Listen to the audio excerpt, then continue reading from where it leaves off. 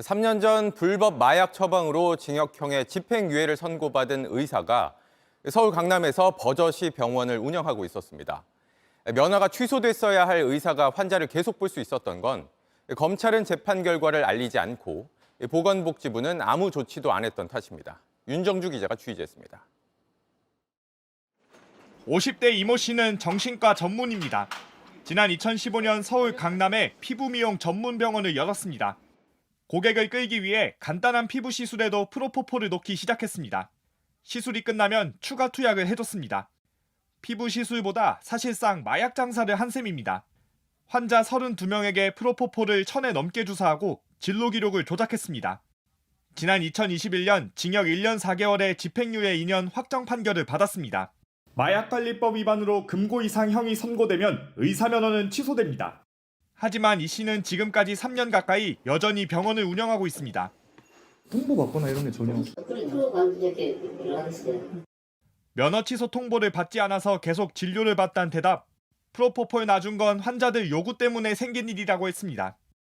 의사가 그걸 환자한테 먼저 이게 소재하고 이렇게 꼬시는 의사가 어디가 있겠어. 환자가 수급증명이나 생기고 막 부탁하고 그러니까. 선고 뒤에도 이 씨는 프로포폴 과다 처방으로 2차례 식약처 경고를 받았습니다.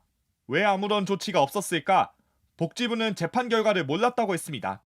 의료인과 관련된 재판 결과나 이런 내역들을 통보를 해줘야 돼요. 검찰에서 통보를 안 하면 저희가 이제 알 수가 없죠.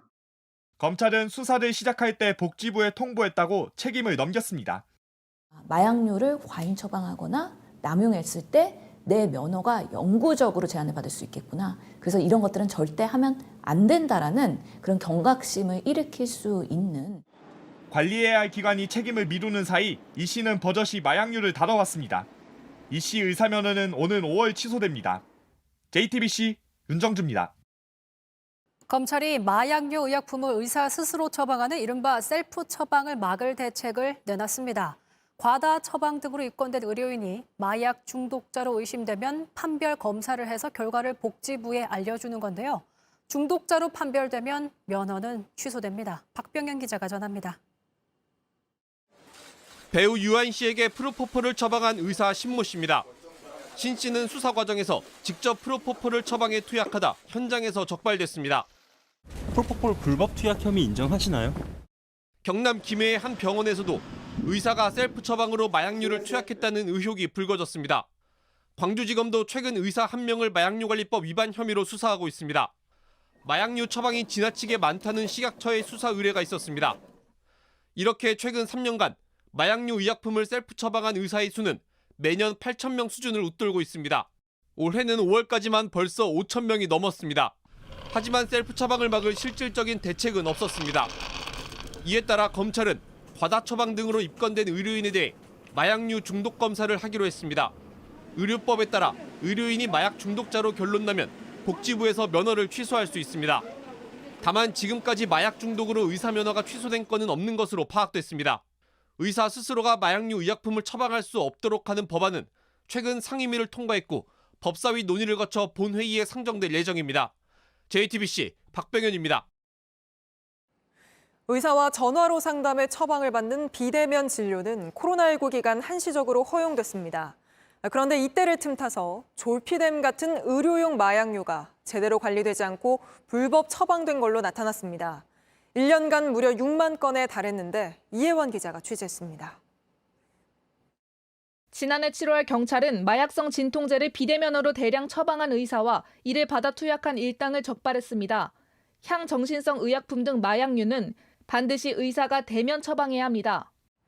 향정신성 의약품은 약국 조제실 안에서도 별도의 공간에 보관하고 있습니다. 혼수 상태 빠질 수도 있고 호흡이 안 될 수도 있고. 이 때문에 복지부는 코로나 때부터 비대면 진료는 허용하면서도 마약류는 비대면 처방을 중도에 금지시켰습니다. 그런데 취재 결과 금지 조치 이후에도 비대면 처방이 이뤄진 것으로 확인됐습니다. 의료기관 6천여 곳에서 6만 건 가까이 처방을 한 겁니다. 환자 중 20세 미만도 2,700명이 넘었습니다. 신경안정제와 최면 진정제 등이 상당수였습니다. 불순한 의도로 또는 명의를 도용해서 이제 여러 군데를 하게 되면 음성적으로 또는 범죄에 악용될 수도 있는.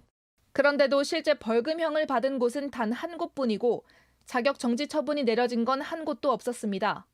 복지부 담당자는 해당 의료기관이 청구한 위법한 급여는 모두 삭감했다며 고의성 여부를 파악하기 위해 지자체에 관련 조사를 요청했다고 해명했습니다. 심각한 부작용을 낳을 수 있는 의약품이 너무 쉽게 처방됐습니다. 복지부는 책임지고 설명해야. JTBC 이혜원입니다.